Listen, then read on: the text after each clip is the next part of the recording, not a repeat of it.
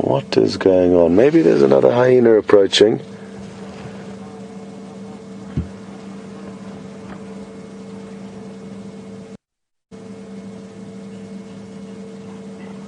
I'm trying my best to listen, but I can't hear anything. Please, can you call for us?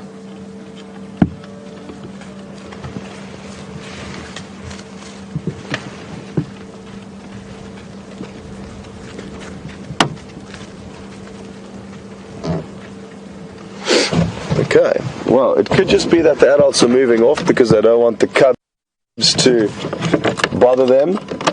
And as you can see, all 3 cubs are being left behind.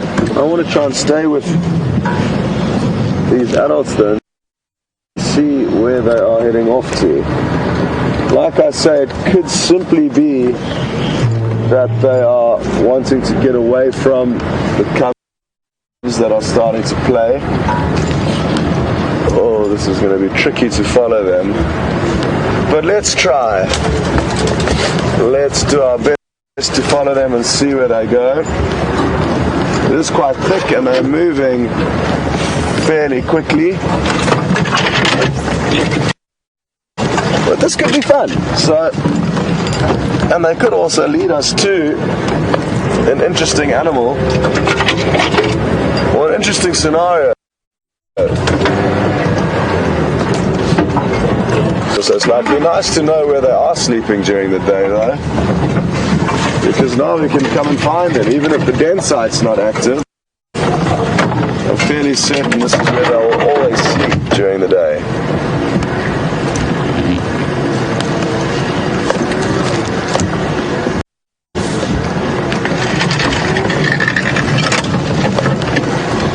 Just far enough for the cubs to not know where they are.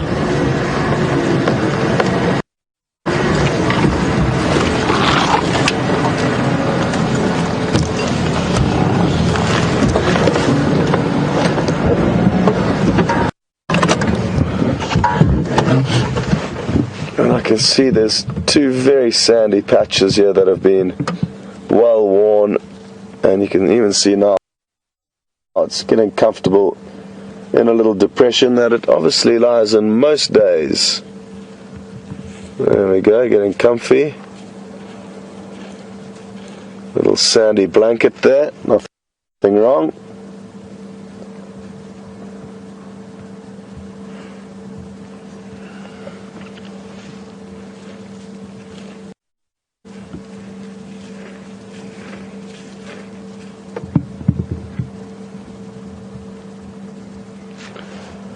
Well,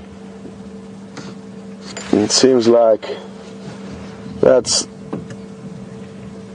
the day's plan sorted for these hyena. They are gonna sleep.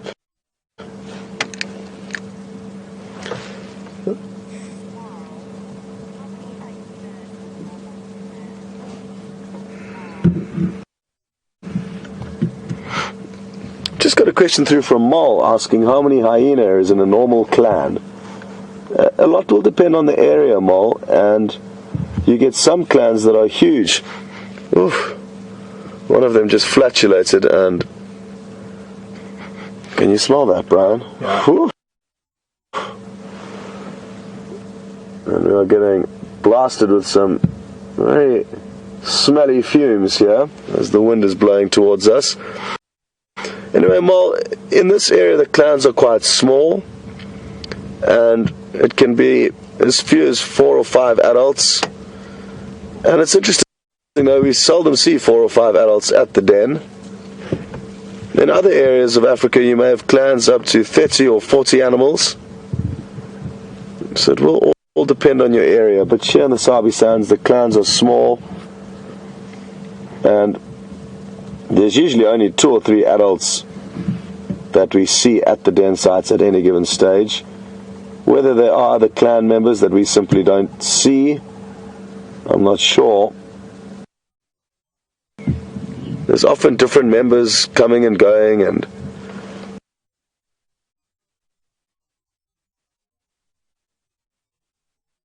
we'll catch up with you all again a bit later.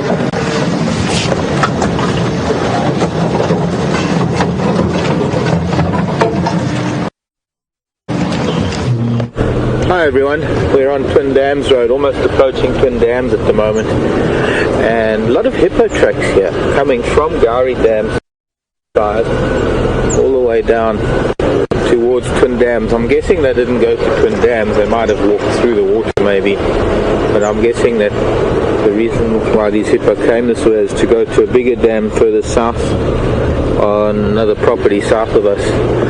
Now I was on leopard track, we had leopard tracks up on the cut line, and we went to that old hyena den, and from there I did Gowrie Main all the way to Leadwood Road, which is almost at Twin Dams, all the way back up Leadwood Road, not a single track. I went back onto Cheetah Cut Line, found where her tracks left the road was actually where the old Drakensberg Drive junction is, and coming down Drakensberg Drive and then down Mumba Road all the way here to Twin Dams Road, not a sign of a cat at all. So she's walking this way. She seems to be coming west through this very dense block of bushveld that VM is showing you now, and I'm hoping she's going to come out somewhere at the dam.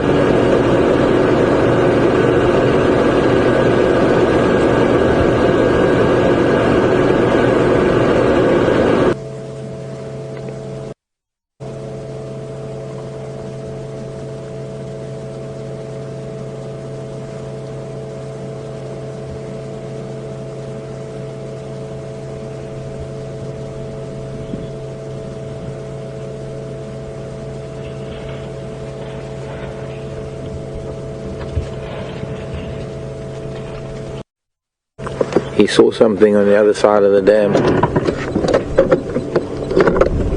I've just been thinking about, they are a bit nervous. I've just been thinking about watching cats hiding behind that dam wall. And the other one, yeah, the other one's also just taken off. But there was no alarming.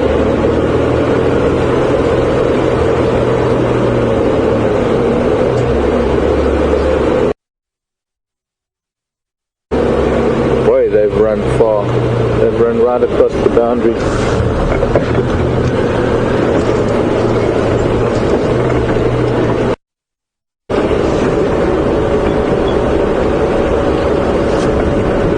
Well, it could be because there's a contractor vehicle coming in making a noise.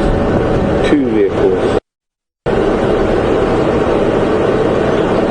There's trailers and step ladders rattling. That could have had some impact.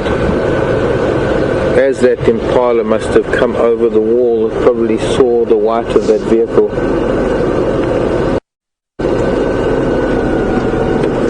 I was getting excited, thought maybe there'd be a cat hiding here.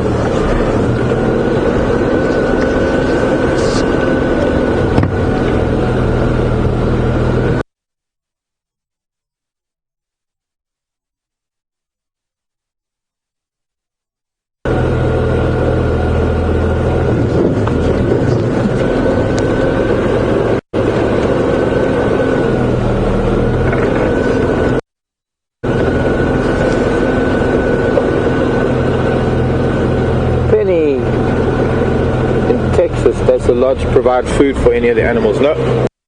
I'm looking at a couple of tracks here. There's tracks of a big monitor lizard. There's also a cat track that's interesting.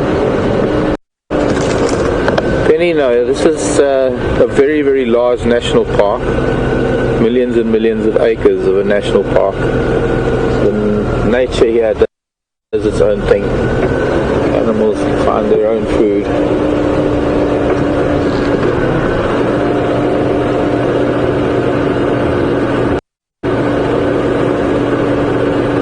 Trying to get a spot where we might be able to see those monitor tracks.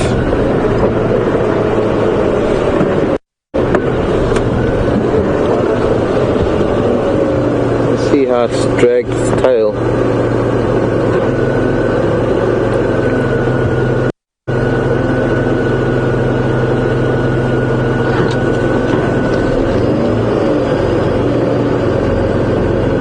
Just a line in the sand where its tail, the tip of its tail is dragged, but the upper side of its tail lifts and dots the ground every time it changes step.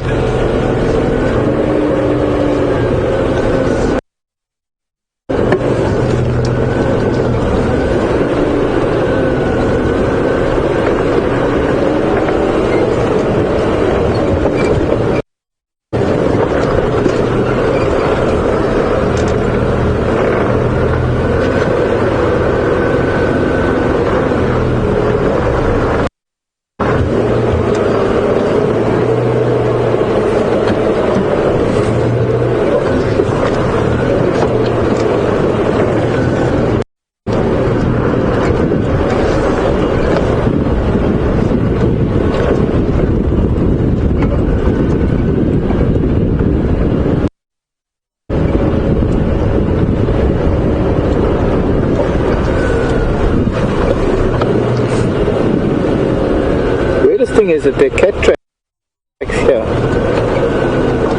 but there is nothing on Twin Dams Road.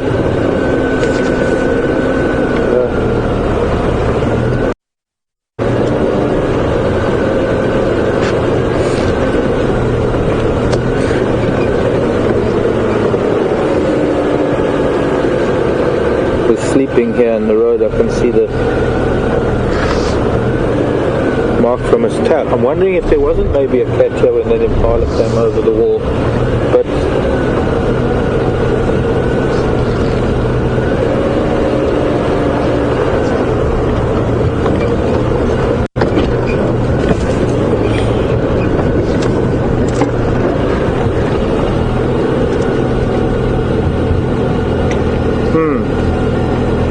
confusing.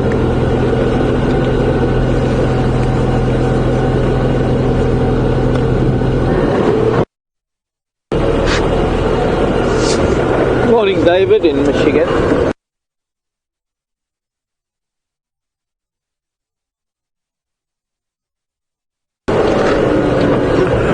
Asking whether we purify from the water holes or do we get it from the nearest town. We have a borehole, David. It is an underground well with a pump that pumps it from underground from the water table into header tanks, and we use that for cooking and for all our needs, really.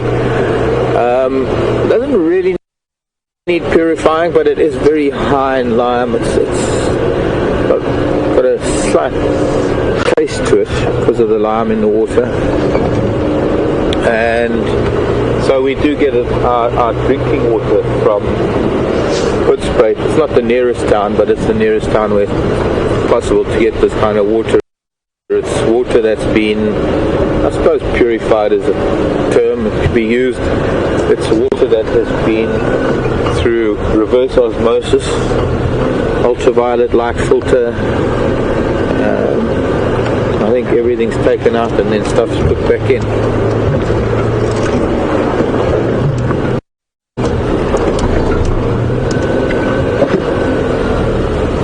See this leopard went to the dam and then it came back this way. This must be in Bula. Oh, still going up. Gary, Maine.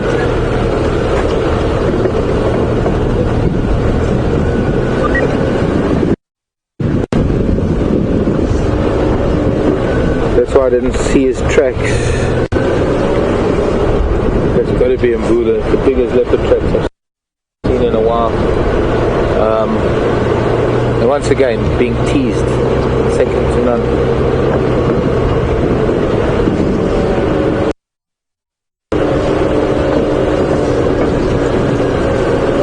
I think Scott's also got some tracks, so let's go over to Scott and see what he's, where he's at the moment.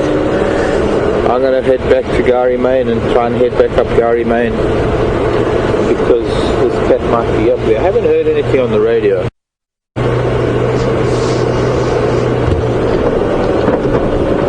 The interesting is that, well, Karula hasn't come out here yet, if she is going to.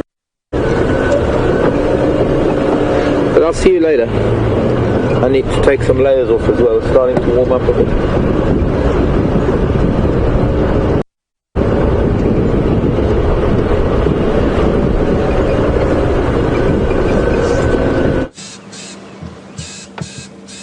Welcome back.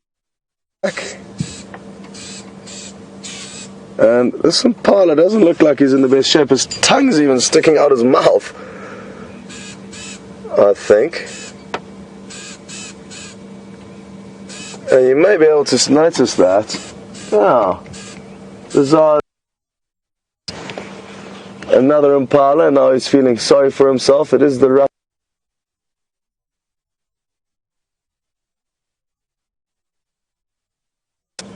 Compete fiercely with one another.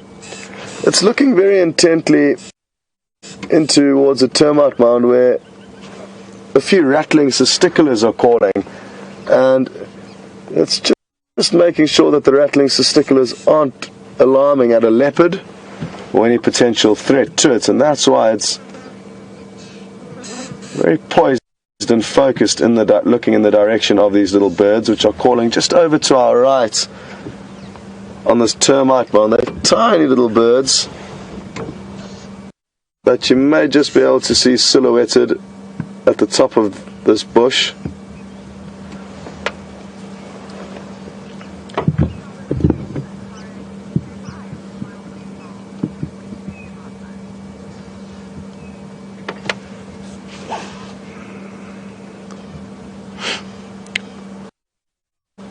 But the testicular has moved off, and they are very vocal little birds and call a lot of the time. They could have just been alarm calling at us. It's good to keep notes of where this disheveled impala is heading off into the vegetation, though, because I've got a feeling that this male leopard that we have had tracks of this morning is somewhere in this area. I think he made a kill that was stolen by a hyena and is now relaxing somewhere nearby. So if we do hear any alarm calls from an impala, at least now we know where that impala is, and that may be useful information for us in trying to find this leopard. But we still have time on our side, and basically Brian and I have looped around the block where we last had the tracks, and there's been no sign that it's come out. So it's somewhere in quite a big block of vegetation. Not many roads taking us through it, which makes searching through this area difficult. But that's not to say we aren't going to get lucky, and I'm going to go back to the last tracks in the area of where we had the drag marks, where a hyena clearly dragged some form of a carcass. I could clearly see where they were dragging something down the road, and hopefully the leopard is going to be somewhere in and around that area.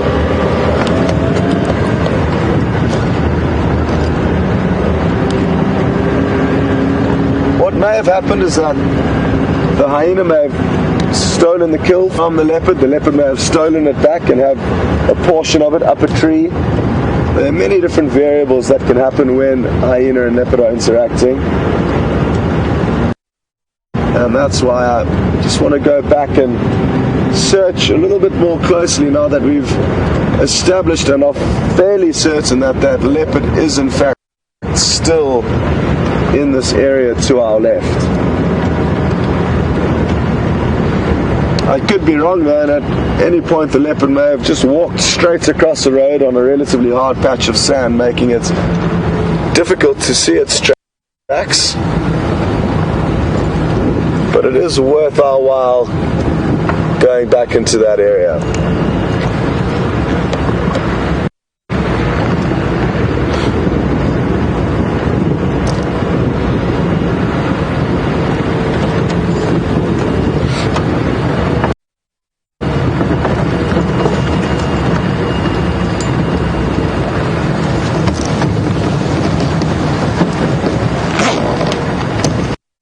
Morning, Astralina, and thanks for sending through your question.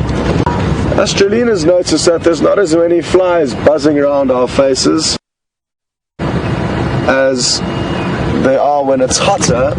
And she wants to know if it's true that, in fact, if it is a very small change in weather, it could have quite large impact on the insects and life we experience out here. And it certainly is the case. Very small changes in weather or a downfall in rain will certainly increase or decrease insect life, depending. And I'm enjoying not having as many flies around today. They can be quite frustrating. Having said that, I think one just landed on my forehead. Still there? No, it's gone. So they are still around, but not nearly as many as when it is hot. And it's certainly true to say that the summer months will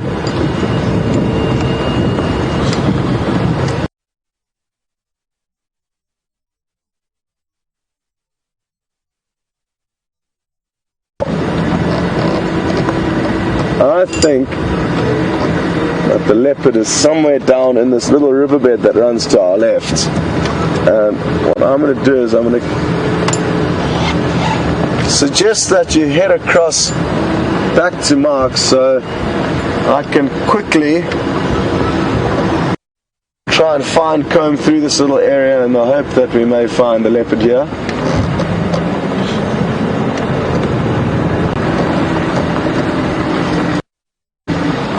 The drag marks were just up ahead of us, and it could be in this very area that the hyena came and stole a kill from the leopard. This is all speculation, and now the leopard could be relaxing nearby. Who knows, the leopard may have already fed on the carcass quite a lot before the hyena found him, and therefore may just be relaxing in the shade. So I'm going to head off and search for this animal, and we will hopefully have some good news for you when you come back to us. See you later.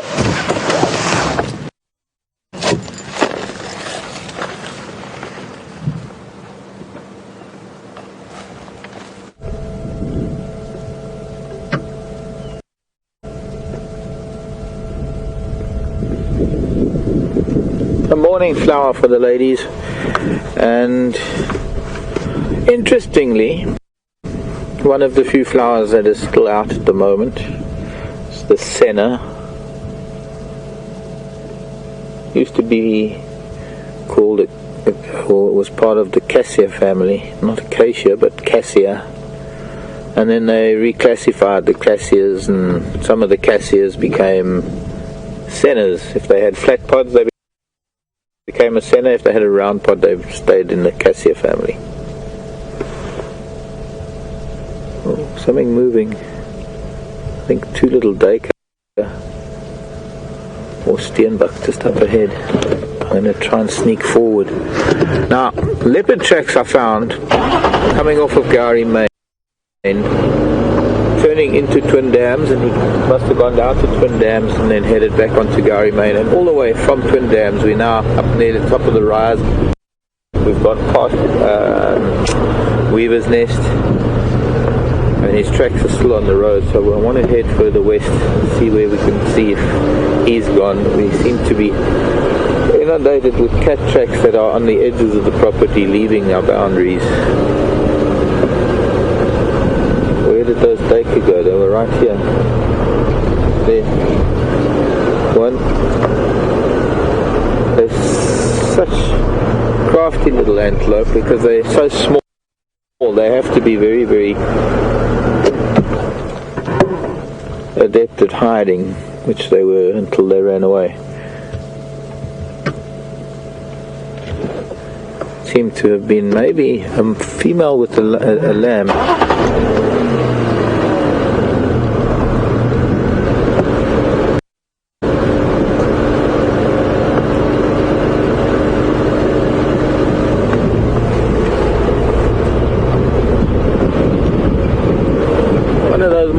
Not much out there, so it's one of those mornings that we depend a lot on you sending questions to questions@WildEarthTV, or sending a tweet to #SafariLive to give us any, to prompt us, I suppose, as well as to give us any questions, but prompt some discussion. If there's anything you want to talk about. I was looking at some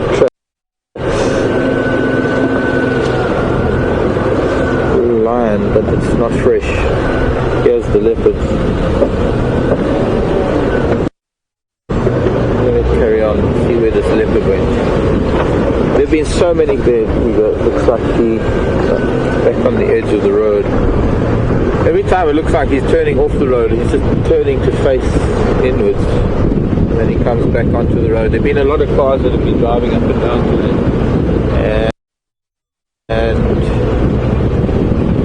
any tracks that would be where the car tyre tracks go would be obliterated. But there's also the sand and the wind that comes with the car that will age the track so much faster than just normal weathering.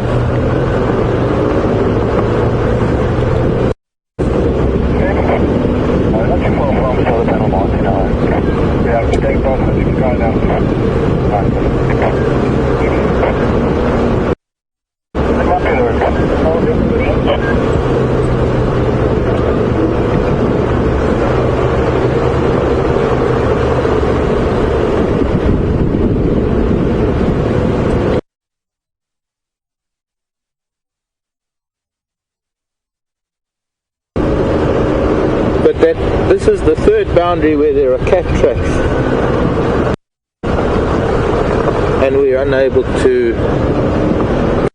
catch up with the cats because it was here some time ago, or it was here at the crack of dawn, and it would take us a while to get to the boundaries. But also just that this cat spent a long time walking on this road, and we've spent so much time driving the last couple of game drives with such little animal activity. It would have been nice to have had the timing right, and I think it's one of the most important things. There is a lot of other things to consider. There's this cold wind that is here at the moment. There is the fact that winter is coming fast and furious. Temperatures have dropped considerably. That changes animal behavior. It keeps them pretty well sheltered.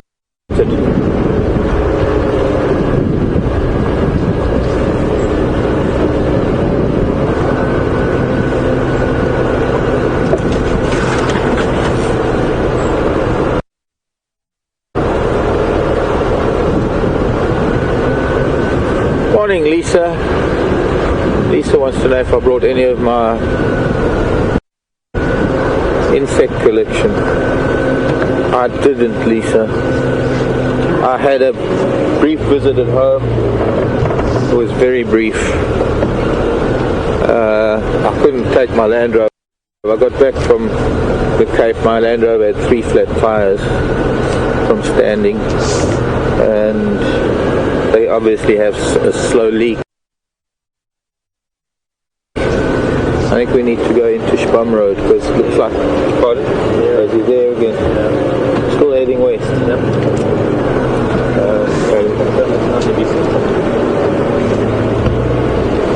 Looks like it's from here.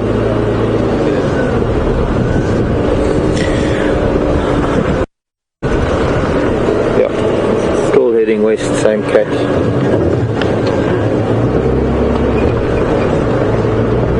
So it was difficult for me as much as I wanted to. I got home, I got a friend to drive me home, and it was a fairly small car, and I had to quickly do a switch over from city stuff to bush stuff. I don't have much city stuff, and most of my bush stuff I wear in the city anyway. But I didn't have my books, I didn't have the right shirts. I took mostly winter stuff down to the Cape. It's very cold down there.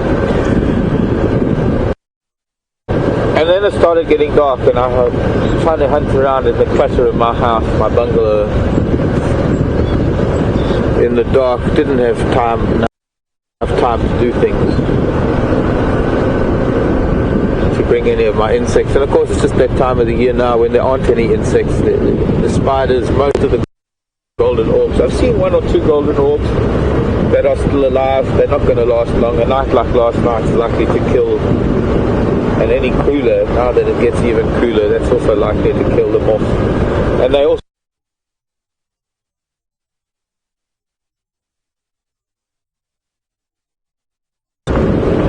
time difference, or rather the time between rainfalls has been so spread out that A lot of insects, I believe, didn't even have the opportunity to pupate, to become adult.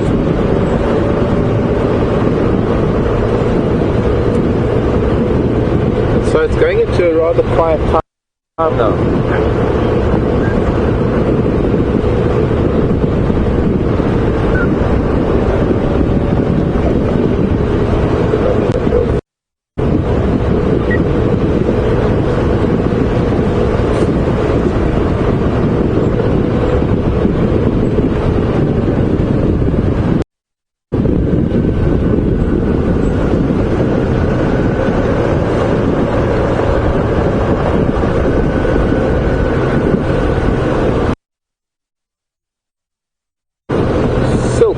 In Arizona, wants to know what's my favorite medicinal plant.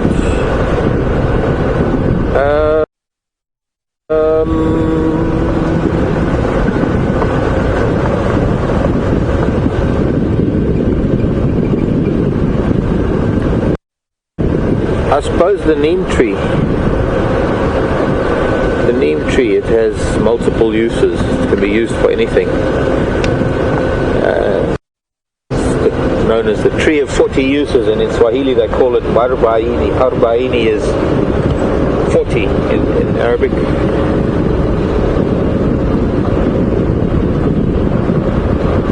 There is tracks come back onto our side of the road now. And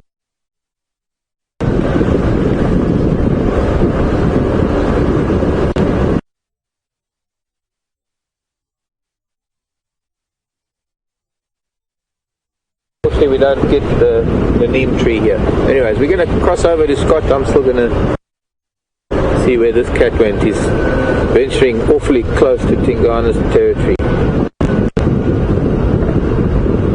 So we'll go over to Scott.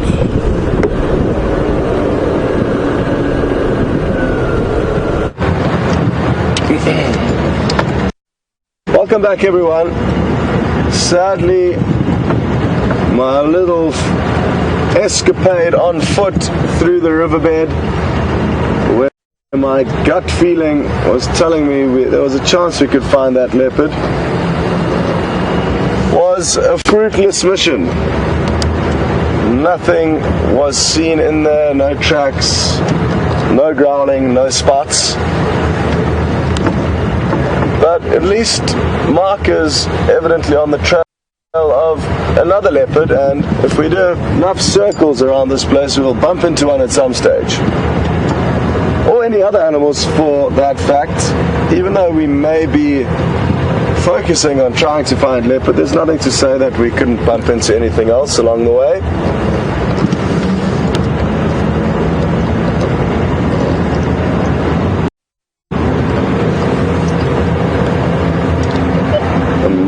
Mark for Scott.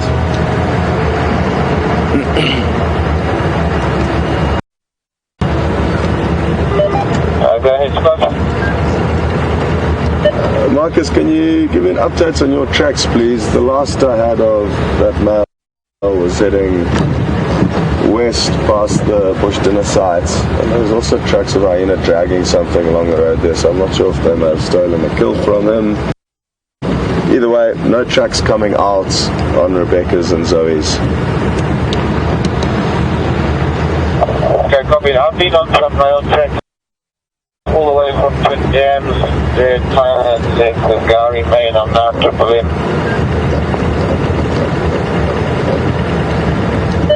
Okay, copy. Thanks. Good luck.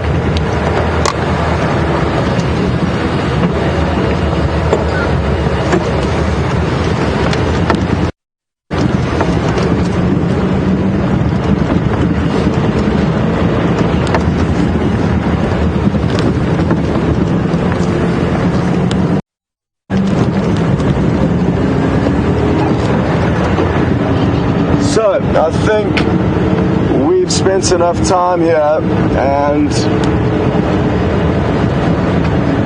we're going to move into a new area now and see if there's any other signs of life, because if that leopard does have a kill in the block or is sleeping somewhere in a big block, it would take one person a whole day to find Kermit on foot, so we don't have that time, and I can't leave you guys. Now, just got a question through asking, how do you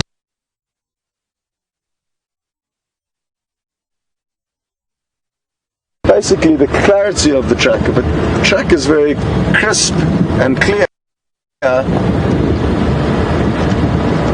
you will clearly know that it's fresh. There hasn't had time for wind to blow more sandy particles into the tracks. But it is actually very difficult to tell. The substrates along these roads changes greatly, and depending on how soft the sand is or how hard the road is, obviously a different imprint will be left. And even though an animal may walk down a road, if you were to take 10 different tracks of the same animal, they would all look different. So it is something very difficult to establish. Well, we have found other life, and it's a very distinctive elephant who's missing the end portion of her trunk. She's also got a young bull calf that is pestering her for nursing. He's a bit too old to be drinking milk, but he continues to pester her day in and day out. And I think it could be that she's already lactating in order to get ready for her new arrival. She does look to be pregnant, and this calf may be trying to steal the milk of its brother or sister to be. That's the baby squealing. I'm just going to turn the vehicle around quickly so you've got a better angle. Mother seems very relaxed, feeding right up towards us.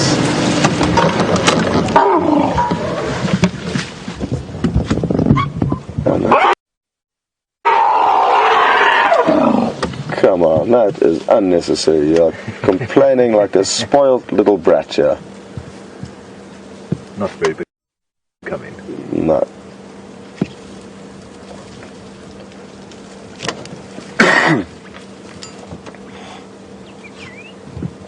Well,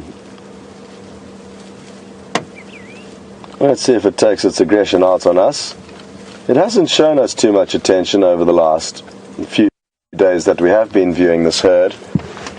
Again, it's easy to tell them apart from other elephants because there have only been 3 of them, and I'm surprised that for now it's about 4 days now. It has just been the 3 of them. Who knows? Maybe it's because of this troublesome little calf that the herd doesn't want them hanging around. This youngster complaining that it can't drink all the time, but I'm only joking. That's not likely, and it would be interesting to know why. This cow has separated herself and in all likelihood her 2 offspring from the rest of the herd. It's abnormal for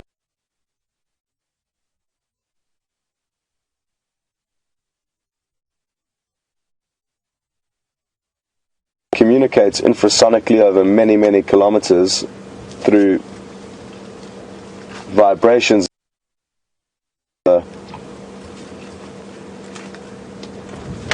What I've heard recorded up to 30 miles or so they can communicate. So it's not likely that they would have lost track of the herd that they would usually spend time with.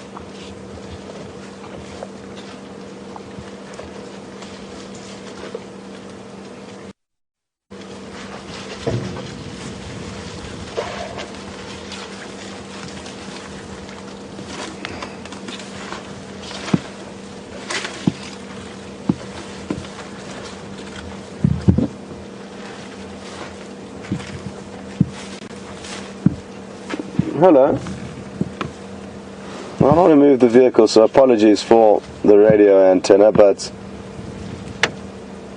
sometimes we just have to make do with the angle that we've got. and she is very close to us, so I don't want to bother her. Now that she has her trunk up, and keep a close eye on her trunk as she moves it around. It is missing the prehensile little fingertips, and she in all likelihood would have lost that to a snare, a wire noose that poachers will use to catch animals. Now, the problem with snares is that they do not discriminate. Anything that puts its foot or trunk through a noose or wire noose will be caught. And in this case, it was this poor elephant's trunk. I'm going to try and reposition now that they've moved off a little bit. But sadly, they're moving into thick bush, and every time we find these elephants, they are heading into thick vegetation, which makes it difficult for us to follow them.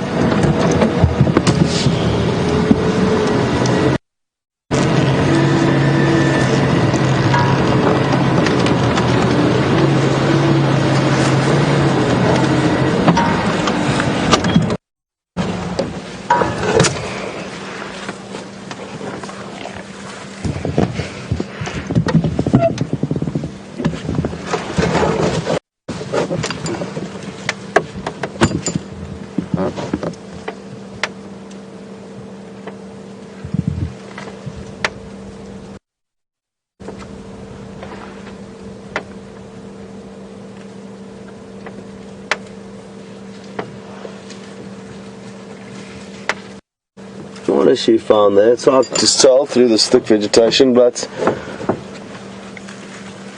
what I can tell you is that elephants spend basically all the time that they're awake feeding. They're on a never-ending quest to eat, and they need to eat huge amounts of vegetation every day. So they do have a huge role and impact on the environment. If there was no elephants here, we would be in a thick forest. But they thankfully keep things open, and that's their role, to mass feed on huge amounts of plants. Their digestive system's actually poor, and so it all works out in the end. It's not that they're taking a shortcut, it's the way it's meant to be. But because of their poor digestive system, they need to acquire very large amounts of food.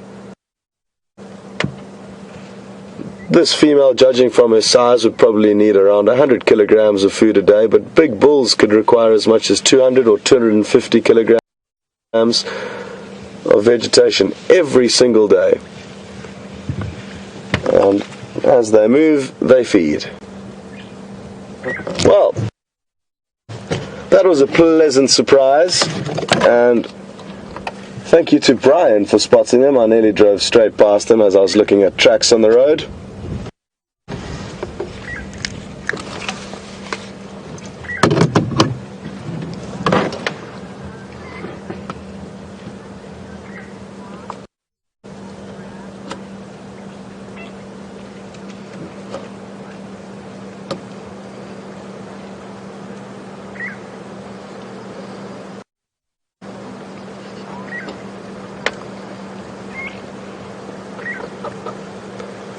John in California, welcome on board, and thanks for sending your question through. John would like to know how much of an impact is the missing trunk causing for this female elephant. And it's interesting, she seems to be very healthy, and they adapt to their injuries. It obviously is limiting her to a degree to pick up very small things like a peanut, for example, which she wouldn't really be picking up here. But she's doing okay, and I have seen her using her trunk and using it very successfully. I've also seen other elephants that have lost their trunk but a lot higher up. She was quite lucky, I guess you could say, because she's only lost a small amount of the end of the trunk. Sometimes I've seen elephants with the trunk that's only about that long, and even them can still manage, and they make a plan, they can still get food into their mouth. It's just a little bit more regions that have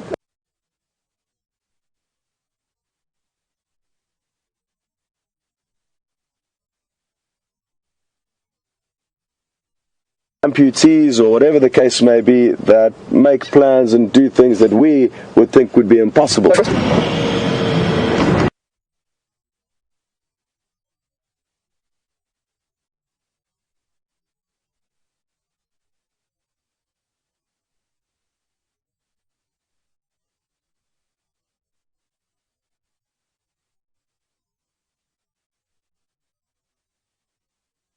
Further back, heading north up this road. This road is called Parallel. It runs parallel with Triple M. Now there's only one leopard I can think of that this could be, and this would mean that it is a tawny eagle.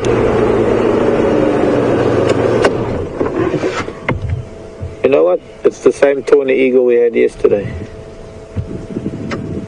I think. Yes, it is. It's sitting in a tree close by.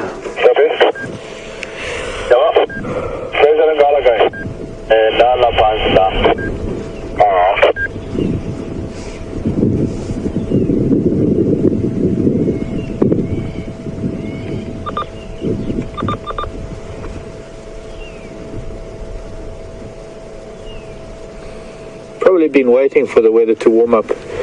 No doubt. And look at that, it's not a tawny. There's a white spot on the tail there.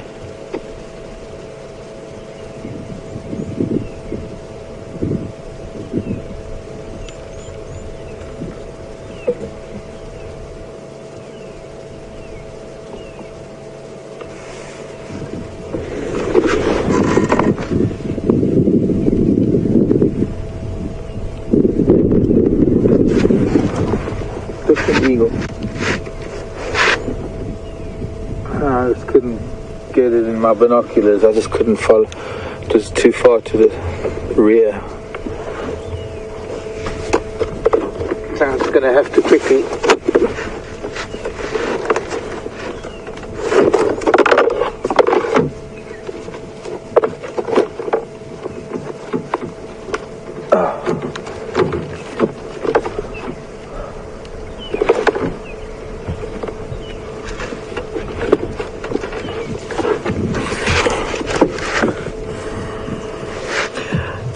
fly, please, I'm busy. Now,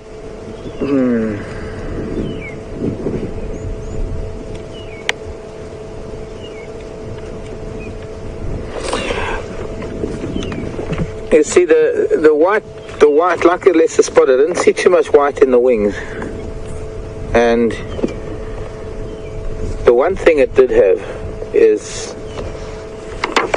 a bit of white on the tail, but the lesser spotted wouldn't really be here this time of the year.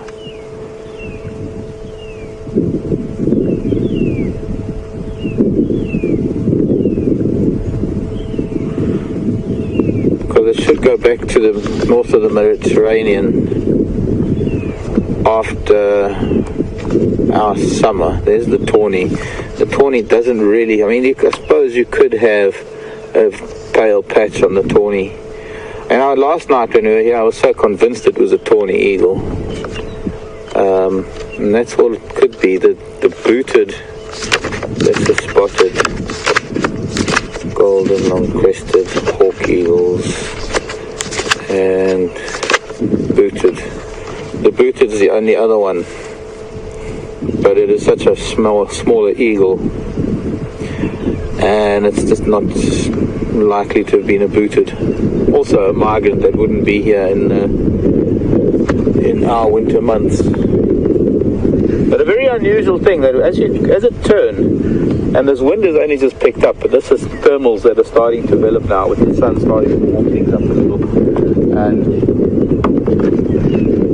as he turned with his back to us, you could see there was a very distinct white marking on the tail. Anyway, one of our interesting eagles, and I'm sure a tawny with a very pale rump.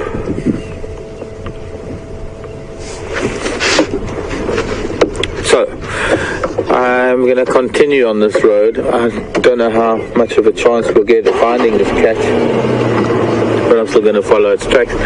It gives me a direction, it gives me a direction to follow, and hopefully we'll find something along the way.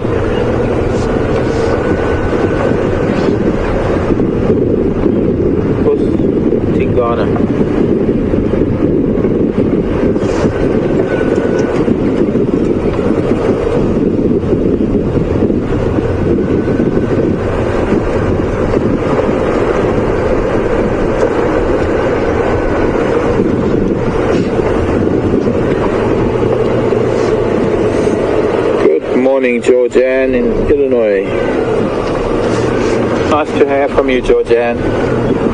And Georgianne is asking, why don't we drive in the riverbeds, the drainage lines anymore, looking for the leopards? She hasn't seen us do that for some time now. I think the main reason is because we can't afford to be losing signal all the time. Because there are such low-lying areas going down into the riverbeds and into the drainage lines, it's an area where we lose signal and it gets very choppy, and we're trying to avoid areas that cause signal problems. Also, I guess the cats haven't been down in the drainage lines, especially now. In the summer months, those are the coolest areas because of the shade, because of the riparian vegetation that you get on the edges of the drainage lines. Deeper shade, it's much cooler in the heat of the day. But now that the winter months are coming in, they're actually the coldest. With cold air sinks, they're the coldest at night. So not really going to be spending much time in the drainage lines during the night.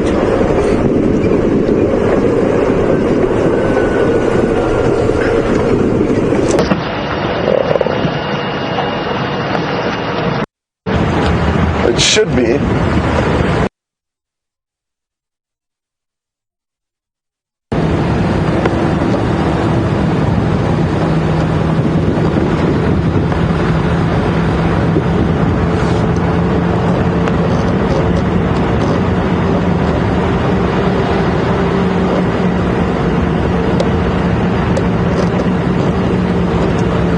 Just got an interesting question. I don't know if I've mastered any bird calls.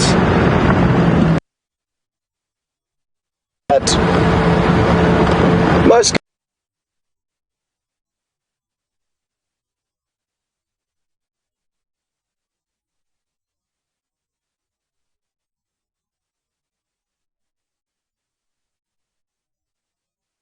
around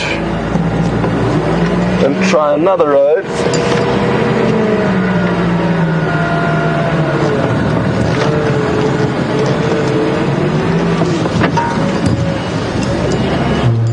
But in the meantime, while we head back to that area, let's see what Mark's up to, and we will hopefully call you back once we've found these giraffe. See you later.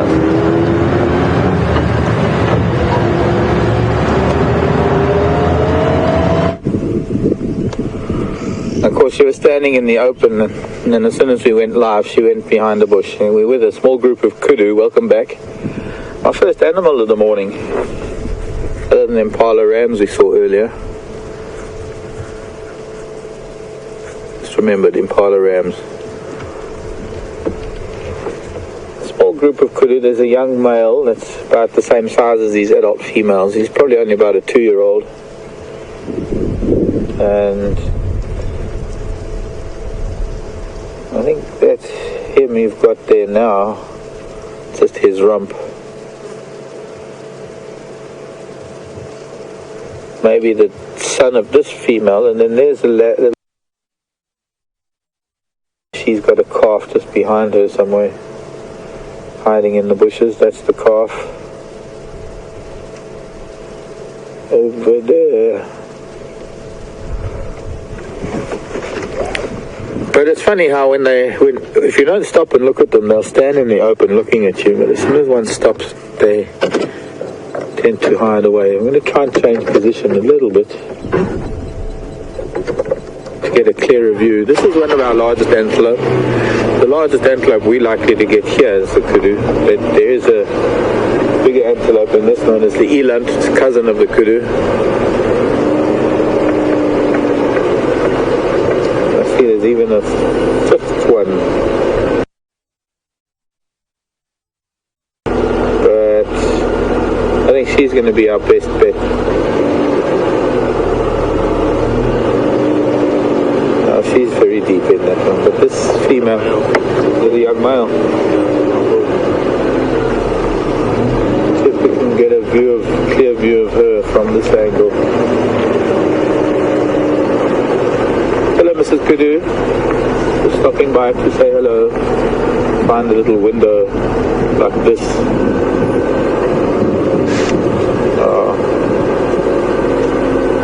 Little little bit too intimidated by the vehicle.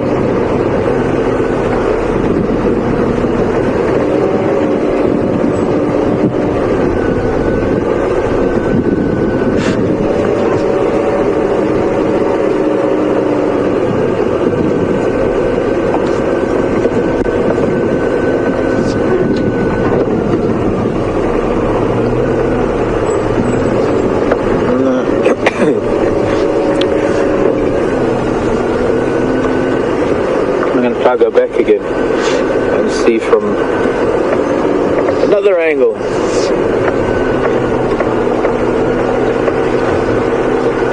It is starting to warm up nicely now. I've taken off all my layers, and probably why we're starting not as cold as it was at sunrise.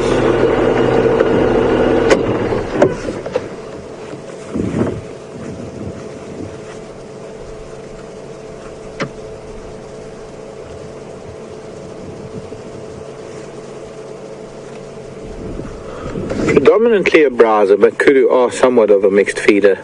They do have quite a unique trophic level, an area of trees that is higher than the impala and lower than the giraffe, so they have rather unique feeding level that we call trophic level, with limited competition. Of course, elephant and giraffe are competition, but giraffe tend to browse a lot higher. Excuse me, just need a sip of water.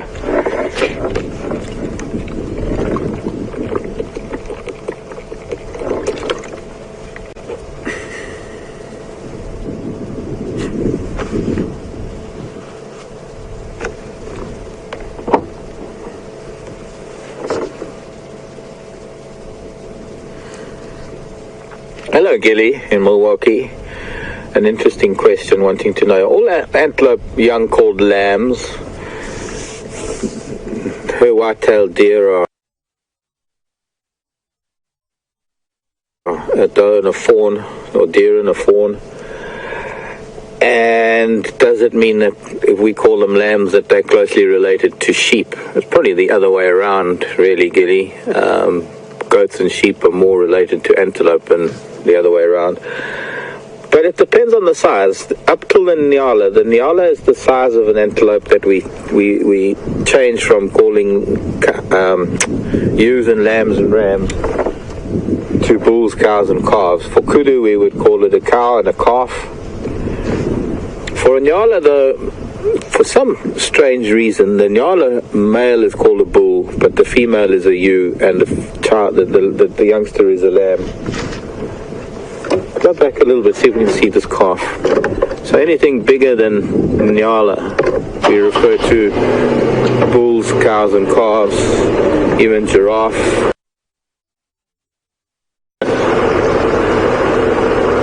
Buffalo. Well, I'm afraid they move deeper in, and although there's one female that's fairly close to us here, but she's behind this buffalo thorn.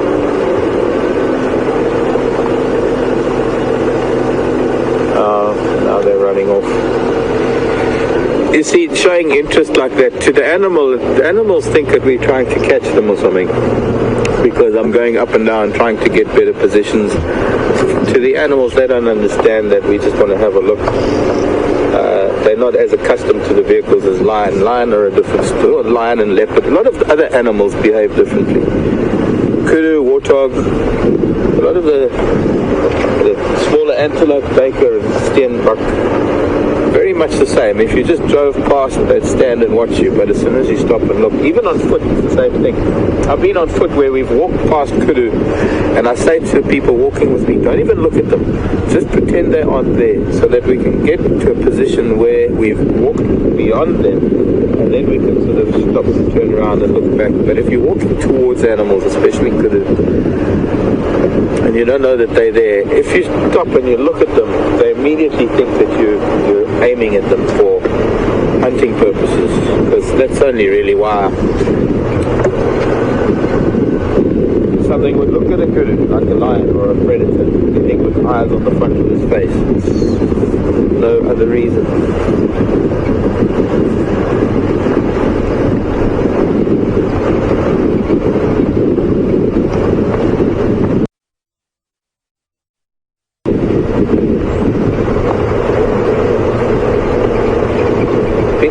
Quite a strong wind that's picked up, coming in from the north actually, and I guess it might be making a noise on the microphone, but I've been turning south. We've come almost all the way on our western boundary. I've done almost the entire southern and now western boundary. We did the whole of the eastern boundary this morning. It's been many years since I've done a complete boundary run like this, with only a couple of gaps on buffels of cut line that we didn't cover, but we covered a fair patch of buffels of cut line. And what it has done is it's given me an idea of what animals there are around Djuma. Here are a bunch of elephant tracks leaving Djuma. This elephant path I've just been through, and there's another elephant path we're going to be coming up just over here. Also elephants leaving. It just crosses over the corner of Djuma to a big dam on Buffelshoek. And I thought maybe we'd be lucky in finding something up this way. Hippo tracks. It's given a good idea of what animals are about, and there sadly doesn't seem to be that much in the way of animal. Oh, look at this. Except this big animal. Hello. Wow. This is G. Fancy meeting you here. And I see a tail flicking behind this bush. There are another 2 giraffes behind the bush. We need to go onto Weirtail Access Road because we'll have a better light. The sun is on the wrong side. Let's try and get around these giraffes and get a better view of them. Just these last minutes of drive. That was lucky. Hello, Mrs. G. Another lady giraffe. 4 of them. And another lady giraffe.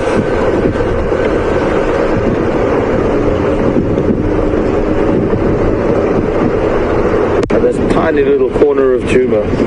Oh, old tortoise tracks.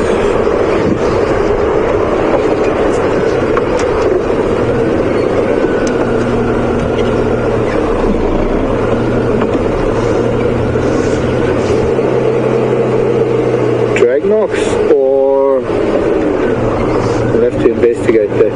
Or python.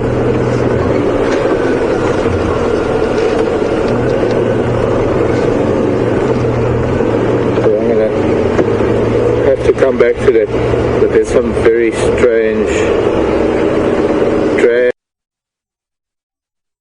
look at, but I'll do that after because we're running out of time. I mean, it's just sad that we didn't find these half an hour earlier.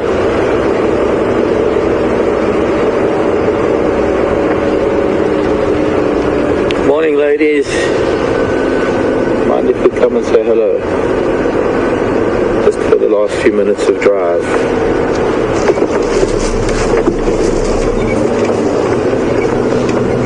Much better light on them from this angle. And I hope that they are going to start making their way onto Djuma. Look at the difference in color between them. This female on the left that we're looking at now is quite an old lady. Very pale in between her markings, but very dark markings. Almost chocolatey as opposed to the russet of the female behind her.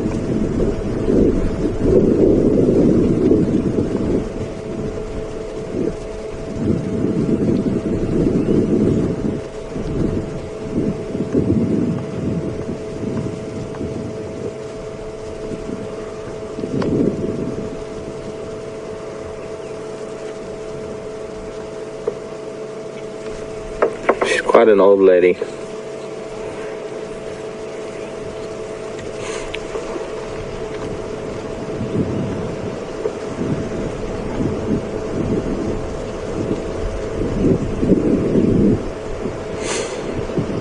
A hen party, a giraffe hen party. No children. I should have looked a bit closer and see if any of them were lactating. Giraffe are likely to leave their calves and go off feeding for the day and leave their calves lying under a tree somewhere. It could be anywhere if they do have calves.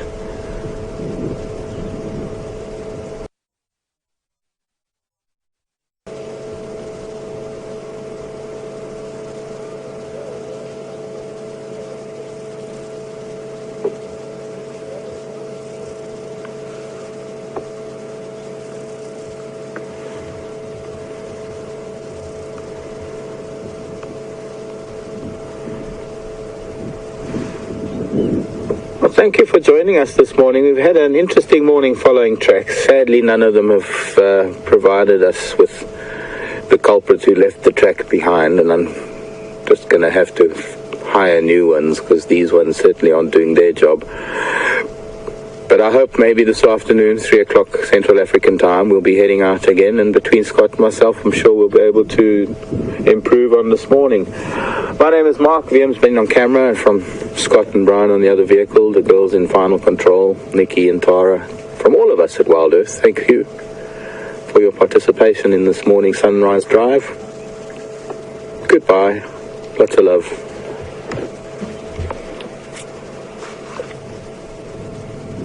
Love you.